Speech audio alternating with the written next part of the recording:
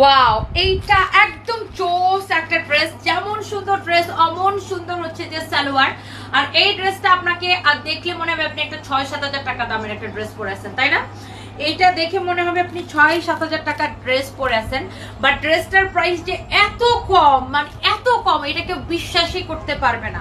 হ্যাঁ, এই ড্রেসটা কিন্তু আপনাকে পুরো একটা 6-7 হাজার টাকার একটা দিল্লি বুটিক্সের একটা লুক দিবে এটা। এটার সালোয়ারটা দেখছেন কত সুন্দর, মাই গড বিউটিফুল একটা সালোয়ার।